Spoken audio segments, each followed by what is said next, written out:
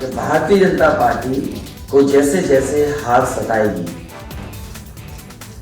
उत्तर प्रदेश में उनके नेताओं की संख्या,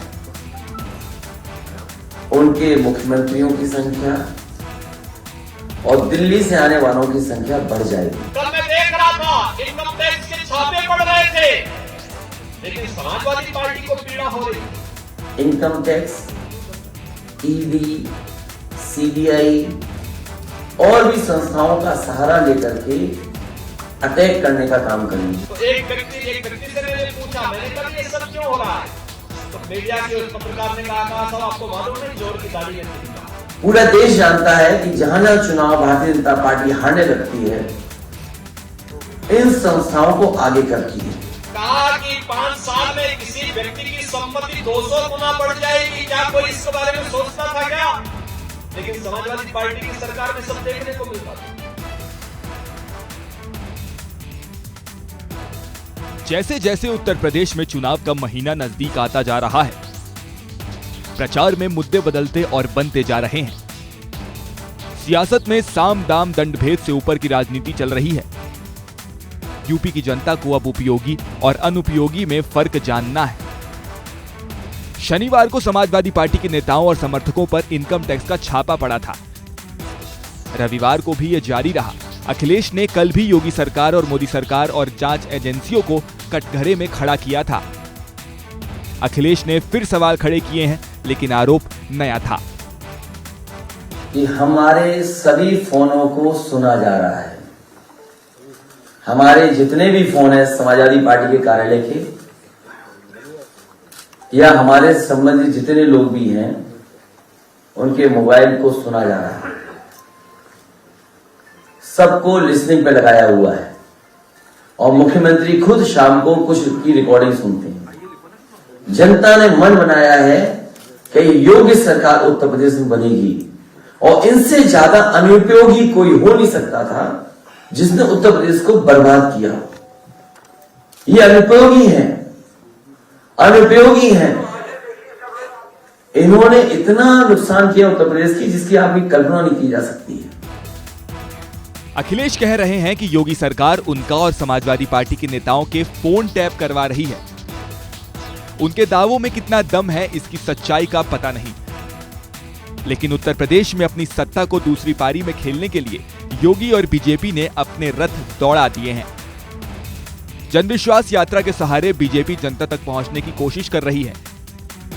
इसी जनविश्वास यात्रा के दौरान जब मुख्यमंत्री योगी आदित्यनाथ मथुरा में थे, तो उन्होंने अखिलेश यादव को निशाने पर लिया। उन्होंने कहा कि मैं देख रहा था कि जब इनकम टैक्स के छापे पड़ रहे थे तो समाजवादी पार्टी को दर्द हो रहा था। 5 साल में किसी की संपत्ति 200 गुना कैसे हो जाती है, ये सब समाजवादी पार्टी की सत्ता में ही हो सकता है।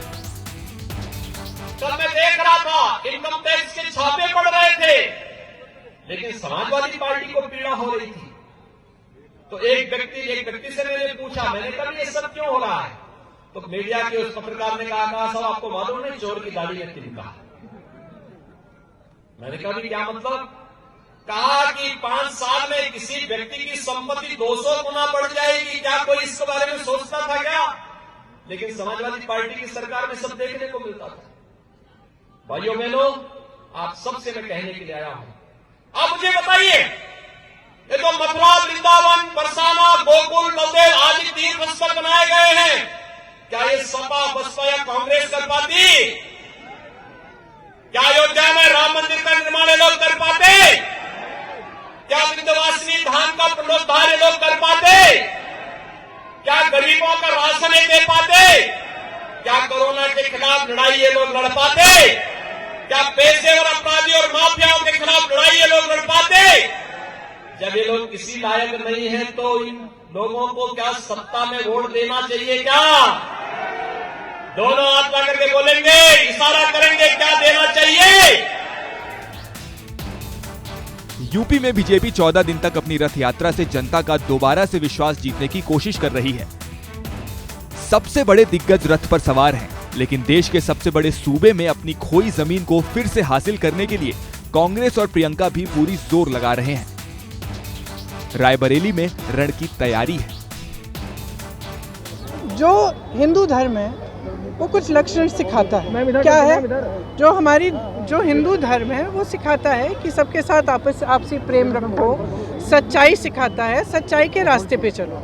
और राहुल जी कह रहे हैं कि जो आरएसएस के लोग हैं और जो भाजपा के जो नेता हैं वो धर्म का इस्तेमाल कर रहे हैं राजनीति के लिए, वो इस पथ पर चल नहीं रहे हैं। वो धार्मिकता और सच्चाई के पथ पर, सत्य के पथ पर तो चल नहीं रहे हैं, क्योंकि आपके सामने रोज आकर झूठ ही बोलते हैं। तो राहुल जी कहते हैं इनमें फर्क देखिए।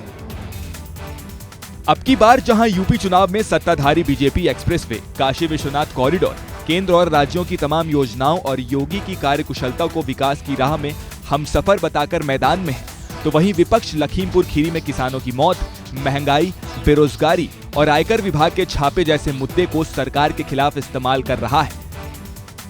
लेकिन फैसला आखिर में जनता को ही करना है कि आखिर किस में कितना है दम।